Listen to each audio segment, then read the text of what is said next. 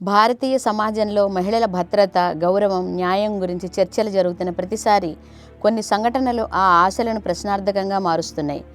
లైంగిక నేరాల ఆరోపణలు ఎదుర్కొంటున్న ప్రభావవంతమైన వ్యక్తుల కేసులు, వాటిపై వ్యవస్థ స్పందిస్తున్న తీరు న్యాయ వ్యవస్థపై ప్రజల్లో ఉన్న విశ్వాసాన్ని మళ్లీ పరీక్షిస్తున్నాయి. కేరళ సినీ పరిశ్రమను కుదిపేసిన ప్రముఖ నటుడు దిలీప్ వ్యవహారం ఈ ఆందోళనకు స్పష్టమైన ఉదాహరణ. ఒక మహిళా కళాకారిణిపై జరిగిన తీవ్రమైన నేరానికి సంబంధించి ఆయనపై ఆరోపణలు నమోదై ఏళ్లైనా కేసు ఇంకా తుది తీర్పు దశకు చేరకపోవడం అనేక ప్రశ్నలను లేవనెత్తుతోంది. చట్టం తన సహజ ప్రక్రియలో సాగుతుందని చెప్పినా విచారణలో జాప్యం, సాక్షులపై ప్రభావం, అధికార ఆర్థిక పలుకుబడి పాత్రపై అనుమానాలు మహిళా సంఘాలను కలవరపెడుతున్నాయి. ఇదే సమయంలో రాజకీయ రంగంలో కుల్దీప్ సింగ్ సెంగార్ కేసు దేశవ్యాప్తంగా చర్చకు దారితీసింది. ఒక బాధిత యువతి న్యాయం కోసం చేసిన పోరాటం, ఆమె ఎదుర్కొన్న బెదిరింపులు, చివరకు జరిగిన పరిణామాలు వ్యవస్థ ఎంత కఠినంగా, ఎంత నిర్లక్ష్యంగా వ్యవహరించగలదో చూపించాయి. అధికారం చేతుల్లో ఉన్నప్పుడు చట్టం కూడా వంగిపోతుందేమో అన్న భయం సామాన్య మహిళల్లో మరింత లోతుగా నాటుకుపోయింది.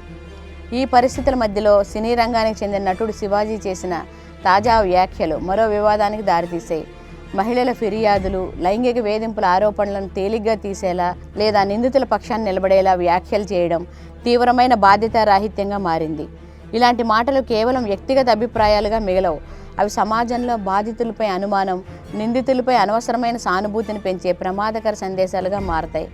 చట్టపరమైన వెసులుబాట్లు, బెయిల్, విచారణలో జాప్యం వంటి అంశాలు ఒక్కోసారి నిందితులకు రక్షణ కవచంలా మారుతున్నాయన్న భావన బాధితుల్లో భయాన్ని, సమాజంలో అపనమ్మకాన్ని పెంచుతోంది. గ్లామర్, రాజకీయ అధికారం లేదా సామాజిక పలుకుబడి ఉన్నవారు చట్టం నుంచి తప్పించుకోగలరన్న సంకేతం వెళ్లడం ప్రజాస్వామ్యానికి అత్యంత ప్రమాదకరం. నిందితులకు లభించే చట్టపరమైన హక్కులు బాధితుల నోరు మూయించే ఆయుధాలుగా మారకూడదు. అధికారం, గ్లామర్, పలుకుబడి న్యాయం కంటే శక్తివంతమైనవి కావని నిరూపించాల్సిన బాధ్యత న్యాయస్థానాలపైనే కాదు, సమాజం పైన కూడా ఉంది. అప్పుడే మహిళలకు నిజమైన భద్రత, నిజమైన న్యాయం సాధ్యమవుతుంది.